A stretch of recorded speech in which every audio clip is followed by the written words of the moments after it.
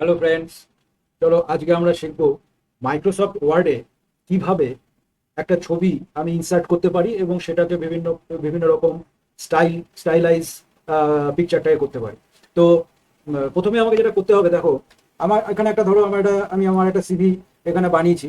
আমি চাই এখানে একটা ছোট্ট স্ট্যাম্প সাইজ ফটো ইনসার্ট করব। তাহলে আমি কিভাবে করব দেখো। তো আমি কি করব, প্রথমে ইনসার্ট ট্যাবে ক্লিক করব। ইনসার্ট ট্যাবে ক্লিক করার পরে ইনসার্ট ট্যাবে ক্লিক করার পরে এখান থেকে পিকচার অপশানে ক্লিক করব। পিকচার অপশানে ক্লিক করে আহ, আমি এখান থেকে ব্রাউজ করব আমার যেখানে ধরো পিকচারটা রয়েছে। আমি আগে ডেস্কটপে দেখি, ডেস্কটপে এখান থেকে ব্রাউজ করে আমি কোনো পিকচার পাই কিনা। তো এখান থেকে আমি যদি ব্রাউজ করি, দেখবো এখানে, হ্যাঁ, আমার একটা এখানে পিকচার রয়েছে বেশ কয়েকটা। আমি ধরো একটা পিকচার এখান থেকে ইনসার্ট করছি, এই ইনসার্ট করে নিলাম। ইনসার্ট করার পরে ছবিটা আগে আসুক।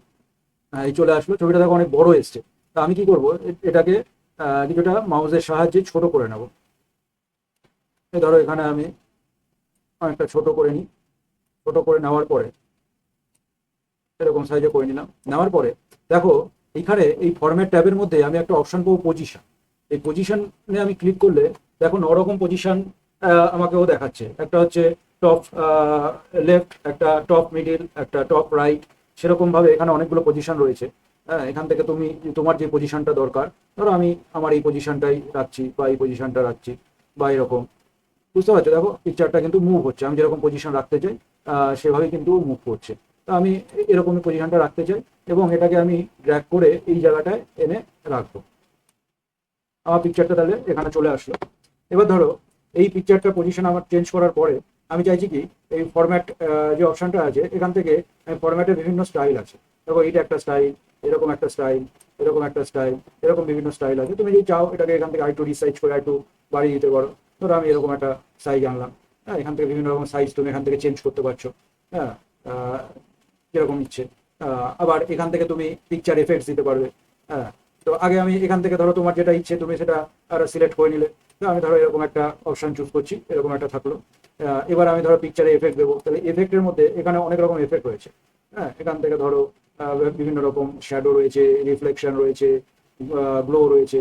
তুমি এখান থেকে ধরো আমি চাইছি কি এরকম একটা এফেক্ট এখান থেকে দেবো। এবং এগুলো সবগুলো কিন্তু 3D এফেক্টের মধ্যেই পড়ে। হ্যাঁ, তুমি যেরকম চাও সেরকম এখান থেকে পাবে। আর এখান থেকে তুমি যদি বর্ডার চাও, ধরো একটা আমি এখানে বর্ডারও দিয়ে দিলাম।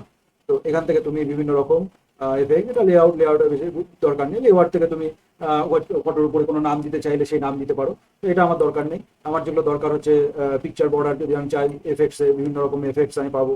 হ্যাঁ, এরকম ধরনের আমি একটা এফেক্টস দিয়ে দিলাম। আর কি পাবো, এছাড়াও আমি যদি মনে করি এই পিকচারটা দেবো না, অন্য কোনো পিকচার দেবো, দেখো এখানে একটা চেঞ্জ পিকচার অপশন তুমি পাবে। এই চেঞ্জ পিকচার অপশনে তুমি যদি ক্লিক করো, তখন আমি কিন্তু এখান থেকে ব্রাউজ করে অন্য পিকচারও এখানে আমি সেট করতে পারি। তো এখান থেকে আসুক। আহ, তো এখানে দেখাচ্ছে please wait while we load picture.